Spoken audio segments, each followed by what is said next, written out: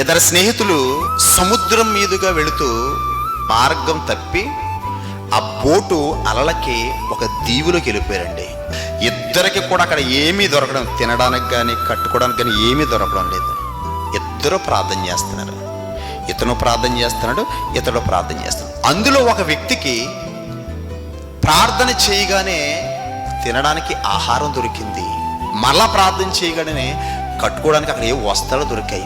మరలా ప్రార్థన చేయగానే అతడు ఉండడానికి అన్ని వసతులు అతనికి దొరికాయి.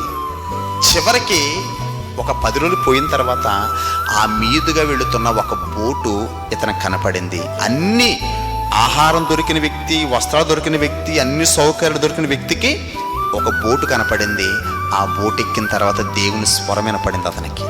ఇదిగో నువ్వు ఒక్కడవే వెళ్ళిపోతున్నావు, మరి నీ తోటి స్నేహితుడిని పిలవ్వా అన్నాడు.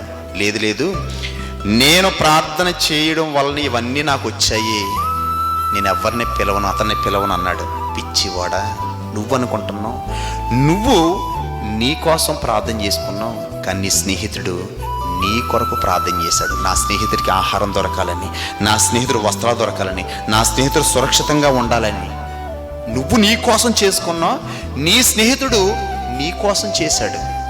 మనం ఇంత బాగా ఉండడానికి, ఇంత ఆరోగ్యంగా సంతోషంగా ఉండడానికి మనకు సంబంధించిన వ్యక్తులలో దేవుడు ఎవరో ఒకరి ప్రార్థన, అది దేవుని సేవకుడు కానివ్వండి, విశ్వాసులు కానివ్వండి, ఇంకా మనకు తెలిసిన వారు కానివ్వండి, ఎవరో ఒక ప్రార్థన దేవుడు వింటున్నాడు కాబట్టే మనం ఈ స్థితిలో ఉన్నాం. అందుకనే మీరు ఎవరిని కలిసినా, దేవుని సేవకుని కలిసినా, విశ్వాసుల్ని కలిసినా మా కొరకు ప్రార్థన చేయండి, మా కుటుంబం కొరకు ప్రార్థన చేయండి అని చెప్పడం అలవాటు చేసుకోండి. ఎందుకంటే ప్రార్థన అనేది దేవుడు ఎంతటి పరిస్థితులనైనా మార్చగలిగిన గొప్ప వరం ప్రార్థన. దేవుని స్తోత్రం.